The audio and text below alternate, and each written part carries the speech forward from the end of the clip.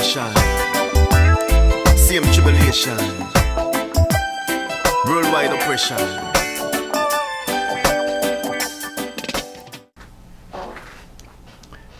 Hello, I'm John Dennison, and we've got some things to talk about.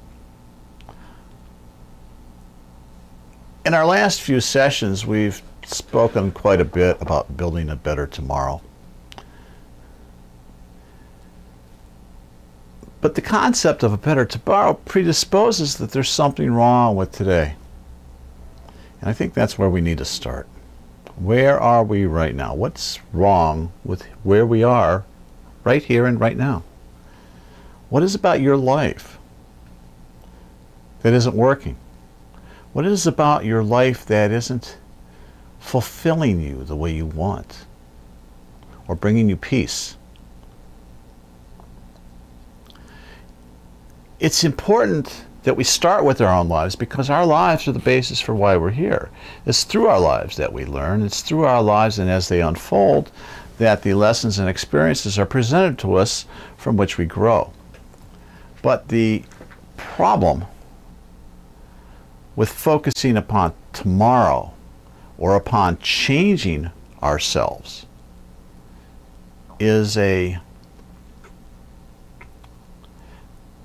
difficult one to reconcile with the concept of being here and now and present in the moment.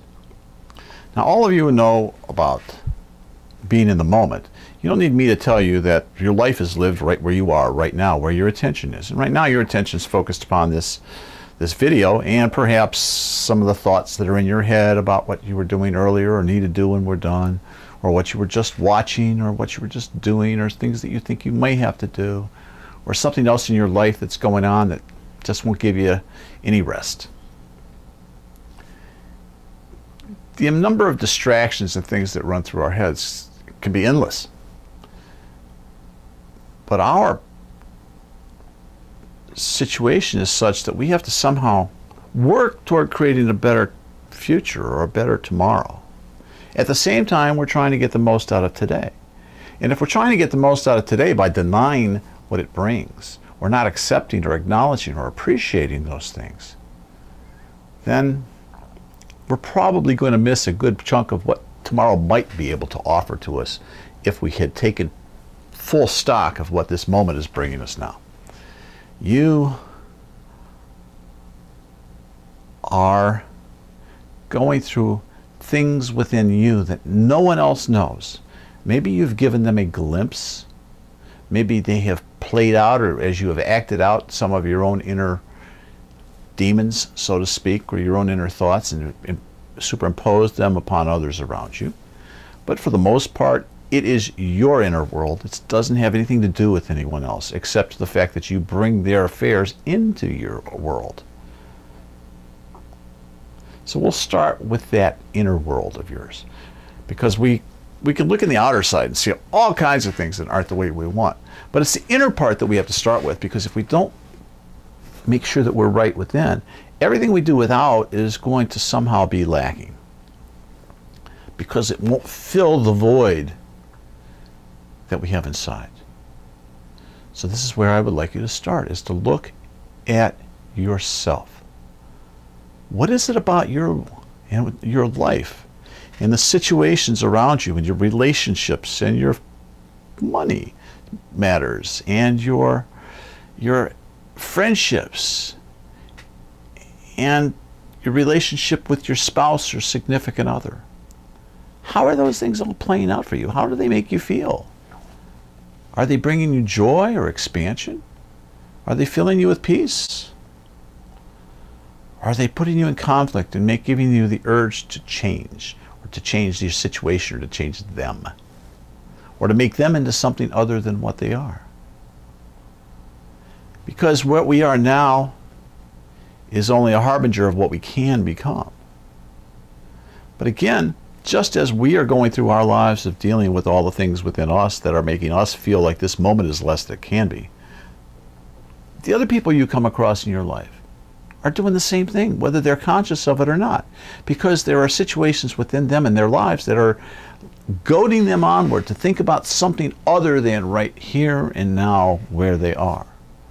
And when I say thinking about here and now where they are, I'm not just talking about looking at what's going on around you. I'm talking about what's going on inside of you, because that determines how you see what's going on in the world.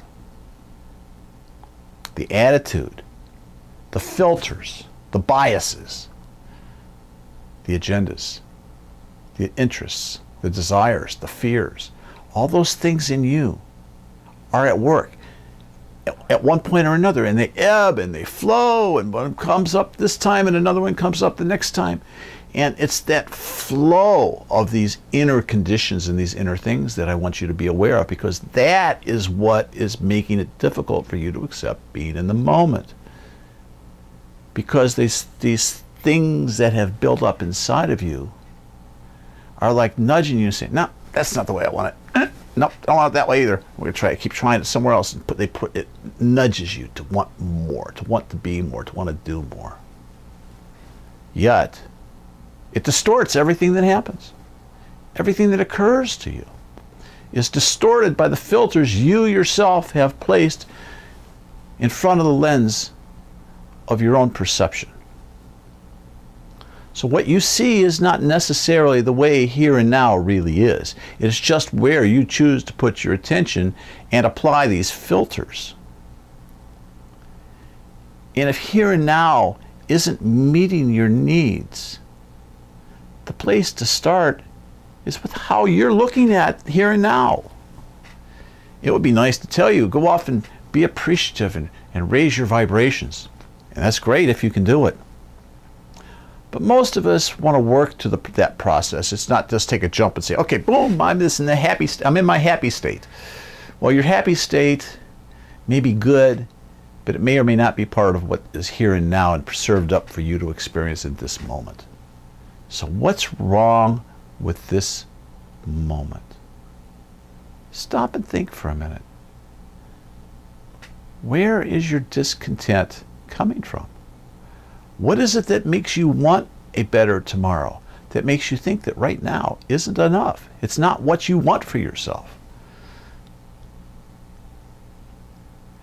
And then when you think about what it is that you do want, ask yourself why. Why is this important to me? Why is it important that I have to move away from where I am now to go and work towards something else, whether I achieve it or not? To set upon the path of its attainment or its development, which in turn sets you on the path of your own evolvement.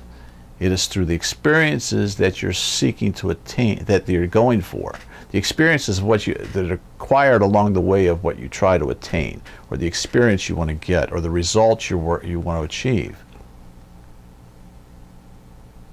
It's all about the experience that it brings to you along the way. And maybe you get to that result and you get it just the way you want it. But I suspect that when you do, you'll quickly substitute that desire for something else and you'll be on to the next one. So then at that moment, there'll be something wrong with that here and now, then and there, as opposed to here and now where you are now. So the discontent or dissatisfaction with your outer circumstances is as much about you and what you bring to the moment to engage and experience and appreciate what your life is bringing you. The Japanese have a term that has been brought into Western manufacturing circles, and it's called Kaizen. This is the process of continual self-improvement. That it was what fueled the samurai in their search for perfection, in the development of their martial skills and the arts. Many of them were artists and calligraphers and did all sorts of creative things besides their martial training. But regardless of what they did, they approached it with the standpoint that every day was a process of continual improvement. One moment you can be better than the next. Well, I want to take that same concept for you and say, okay, you can strive to be better. But I want you to realize in one moment, you will be different than you were in the one before. You won't be the same person you were. You will carry forth common characteristics, but you will carry into that new you the experiences that you picked up along the way that you didn't have in the previous moments. Those moments brought you experiences. You evolved into this new version of you. And this new version of you is what's going to continue to change and evolve throughout your life, and indeed, if you have more lifetimes, throughout the whole process of your existence. But if you can begin to see yourself as in a continual state of flux, in a continual state of change, then when you look at yourself within the here and now, you're going to see that what you are is relative to the situation that has been created for you to experience. So then it creates a whole new level of things for you to look at in yourself and your affairs, to try to understand why you're discontent with this moment. Well, I had a theory once upon this, and I actually wrote a book on it, because I felt that this discontent in life that so many of us have is coming from another source, a source inside of us that is actually making it so that we aren't satisfied with where we are here and now. And that voice was the soul. That was the topic of my first book, how the soul was trying to talk to us and get us to listen and lead us on this path of self-development so that we could listen, so that we could be able to hear its guidance through our intuition and the other aspects of our lives where we could pick up its signals and its guidance and direction. But the soul was doing that not for our self-improvement so we could hone ourselves to be better human beings. It was doing this for a reason, and that reason was to prepare us to be able to draw our inner aspects out so we can live them more adeptly in the life we're living here. And ultimately, the more we can get that mind, that filtering device I was talking about, out of the way, the more that inner aspect of us, which I'm calling the soul, you can think of it however you want. You can think of it as God coming through you, the Holy Spirit. But allowing that Spirit to move through you and move you without judging who you are or what is happening to you or around you in the moment. And it's important when you sit and look at yourself not to fall into this judgment of beating yourself up. Because God, we all beat ourselves up from time to time. This self-judgment is absolutely the worst thing going. What was it that was written? Judge not so that you may not be judged. Well, that was talking about other people. Try not to judge yourself. Forget them. It's about you. It's about your relationship with the life that you're projecting out into through the life you're projecting out in the world. And what you project is based upon a reflection of what you are holding inside. And what we're trying to do is get you to project your soul outwards. So if you're having an issue right now in finding peace and satisfaction with the life you have, maybe the reason isn't that there's something deficient with you or with your life, but maybe it's that voice inside of you that's whispering that it's time to wake up and see things a little differently, that your life has other possibilities than you've been allowing yourself to see.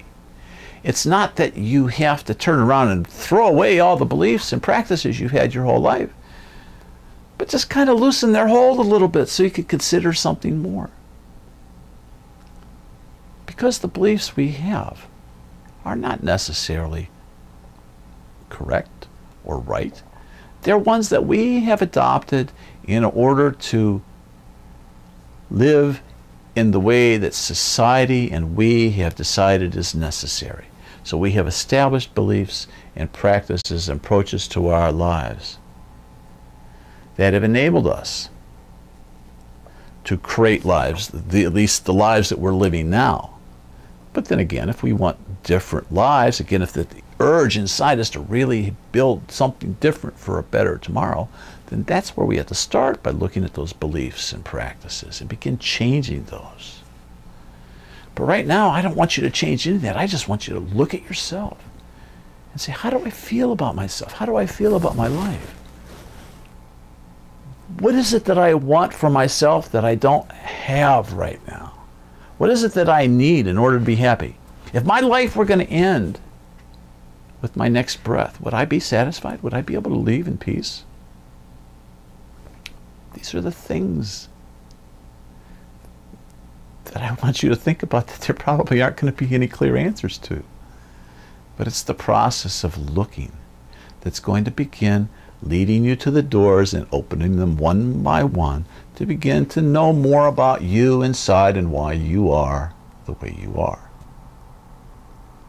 But I suggest that when you find out who you are inside, and you begin to see your life as that inner soul sees it, as opposed to the ego that's caught up in the dramas, and you step back from the dramas and you can begin to see the value that it's bringing you and the opportunities that you have to grow from it, then maybe you'll find a way to take it all with a grain of salt and not quite so seriously. Remember, everything happens in the here and now. If you want to create a better tomorrow, create a better here and now first. And tomorrow will take care of itself. I know you can do this. I know you can keep your attention on where you are and what's going on in the moment. But the next step of doing that is to try to understand what is making this moment the way that it is. And what is it inside of you that is making you seek something more? To become more, to create more, to do more, to fix something or someone else, to heal them. Whatever it is it's leading you to do, there's something inside that is giving you that nudge. That something's what I want you to find. That's the you. That's what we're working toward. And when you can find it, when you can begin to connect with it and know how it works in each situation that comes up, and begin to understand how you have created yourself and how God has created you, then you'll be able to get a lot more from the experiences your life is bringing now. And best of all, you may just find that the better tomorrow you want to create is already here today, and you just didn't notice. With that in mind, I am going to leave you today so that you can go forward in this moment and appreciate all that you are and have brought together in your life to become who you are right now. Start that inner journey. That's where you're going to get to meet the person that's most important to you in your life. And that person's you, my friend. That person lives within you, and that person, that being, is what we want to bring out. Because when you bring that being out and let it act through you in your life, your relationship with this whole outer world will change. And as more and more of us do, our world will begin to change. It's not about going off and building a new world. It's building the us that we already have inside and allowing the world to take shape in order to reflect it back to us. And this is what we're doing. And you are going to get there. I know you will, and I'm going to keep going as long as God will let me to try to help you get there, to try to help you do it. God bless you indeed, my friend. Go with love. I am John. Oh yeah, while you're here, please share and like our video and subscribe to the feed so you can get notice of future ones. And again, we are at PeaceOptions.com, located in sunny Coral Springs in South Florida, serving not only South Florida but the world. And so that if there's something that you need to help you through your journey, we hope you'll think of us. God bless you again. Take care. At the same situation, same tribulation, worldwide oppression. Love plus justice equals peace.